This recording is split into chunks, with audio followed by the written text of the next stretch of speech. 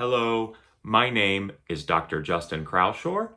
I am the Assistant Professor of Trombone at Morehead State University and Principal Trombone with the Asheville Symphony Orchestra. This video is designed to help you prepare for your upcoming all-state audition. In this video, I'll play some examples from your repertoire and give you some specific advice to help you in your preparation. Before we begin, let's start with 2 points that we can always keep in mind. Number one, start with a great breath. Get used to that feeling of taking a full, complete, replenishing breath before you begin to play. When you get closer to the audition and the pressure's on, it's really going to help you out. And then second, do not forget, slow practice is better practice. If you're just getting started on these etudes, if you have a little bit of time, go ahead and plan on playing all of your material a little slower to make sure you do it right. It's not worth starting at the full tempo and giving yourself bad information and bad training. Start a little slower. I recommend about 80% of the full tempo. Spend a lot of time there, and you'll be amazed at how easy it is to make that jump to the full tempo. Okay, without further ado, let's take a look at these etudes. Okay, taking a look at etude number 55 from your upcoming 2023 Texas All-State Audition. We got a whole lot of notes here. We have interesting metrical things. At least we're in a comfortable key, but we have a whole lot to consider. First of all, especially once we get into this listesso tempo section about in the middle of the page, it's very important that you feel like you have command over the pulse, over the meter, over making sure that we can really feel the difference between 3/16 and 2/16 throughout this. So don't forget to take some time to just practice with your metronome. I'll have mine clicking here. And practice making sure you have that feeling of going between 3s and 2s, nice and internalized, like a conductor. In a certain way, you are the conductor in your audition. No one else is going to tell you when and how to play. So it's up to you to convince the judges that you've given this time in consideration. So make sure you do spend some time with that metronome, feeling the difference between 1, 2, 3, 1, 2, 3, 1, 2, 3, 1, 2, 3, 1, 2, 3, 1, 2, 3, and 1, 2, 1, 2, 1, 2, 1, 2, 1, 2, 1, 2. There's a difference between those two. Your judges are going to be looking for it. You need to be able to feel it and prepare for it as well. Another very important thing in this etude, quick breaths.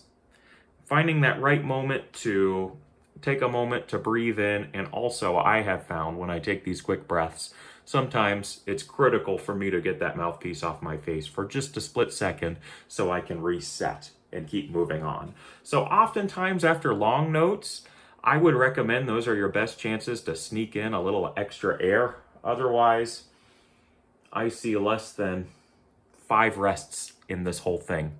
So I suggest getting an extra breath after the long notes in the phrases. Da da da da da da da, dee da da da da da dee, dee da da. You don't need to take every single one, but that's our best chance. Looking forward to the last 1, 2, 3, 4 lines of the music. This is another moment where a quick breath after the long note is absolutely critical for me. Dee da da da da da dee da da da dee da da da da da. That split second to get my breath and reset things here is extremely useful to move through these different registers as it goes on. Okay, let's give this one a listen.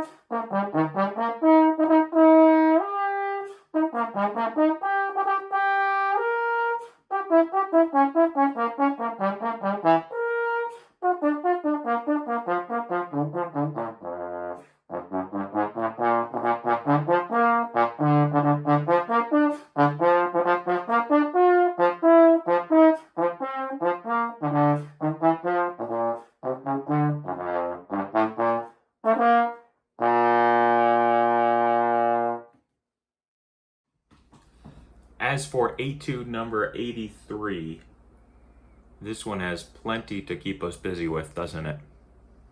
First of all, take a look at that key signature. It may not be every trombonist's favorite. Make sure those D sharps are consistent throughout, and make sure those are just a half step lower than the E natural and the like. Same thing with G sharp and A, C sharp and D. The more we're aware of those intervals, especially on those accidental notes, the better off we are. Now, once the accidentals begin to appear in this etude, we have to be very careful to make sure we carry them out through each measure, right? This one, composed by the Russian composer Vladislav Blazevich, is full of tricks for the ear. You think you know where it's going, but then one note pushes it in a different direction. So for this one, my greatest recommendation is make sure you are certain about which pitch you are playing. Go back and make sure no accidentals in the given measure. Change that. There are some double sharps that carry over here and there. Make sure you're prepared for those. And honestly, I would say, don't be afraid to mark. The other comment I have for this one is similarly related. We have a lot of unusual intervals. It's beautiful music, but we need to be very confident that we're playing the right thing in order to present it as such. So what I might recommend to you, if I were preparing this for an audition, I would spend a lot of time playing this at a keyboard or playing this one note at a time on the trombone and making sure I'm really aware of where I'm going at any given point in time. Of course, the ultimate test is, can you sing it? And if you can sing it pretty accurately, getting all of the pitches, that's a good sign that your ear is doing what it needs to do and you're actually leading the way rather than second guessing. Let's give this one a listen.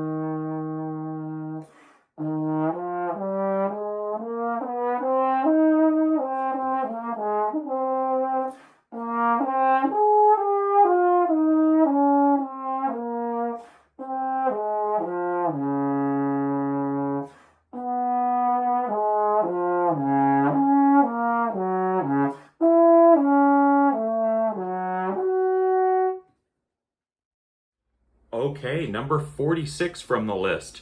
This one's all about three things: accuracy, slide technique, and clear articulation. Let's look at each of these. When it comes to accuracy, this etude is all over the place with large intervals that are meant to challenge your ear and therefore challenge your chops as well to see if you can center every pitch. I would highly recommend spending a lot of time playing this one slowly. Of course, that's true for everything, and you've heard me mention that once already.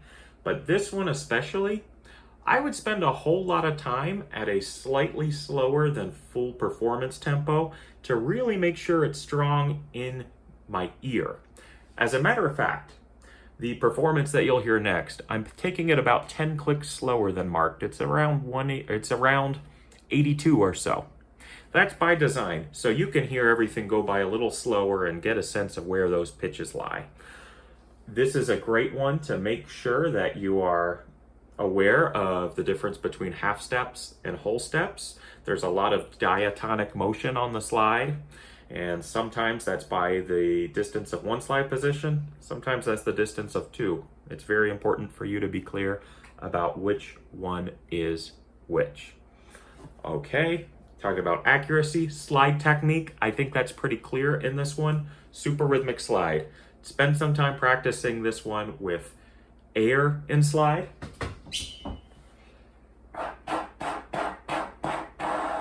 So you can give your slide a little more focus than otherwise. And then also, I think for this one especially, sing slowly in slide. Challenge yourself to be very accurate. Da, da, da, da, da, da, da, da, da, like that, so on and so forth. And so you really have a sense of where the pitches lie and where the slide is at any given point in time. And then, of course, accuracy with articulation. Some of these slurs are put in unusual places on purpose. Sometimes you can work against the grain and make them an actual slur.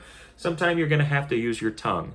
Go through slowly to make sure you really understand where these are so you can bring them out in your performance. Okay, let's give this one a listen.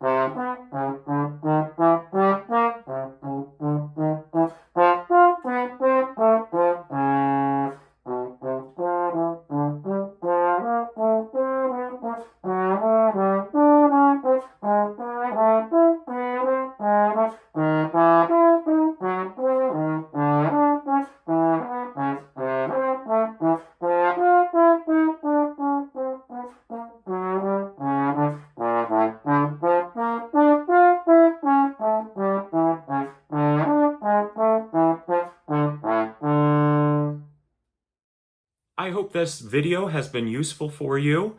Before we conclude, I'm going to give you those same two reminders one more time. Always start with a great breath. Slow practice is better practice. Make sure you learn it the right way, and then add the speed. I wish you good luck in your audition. Happy practicing. Bye-bye.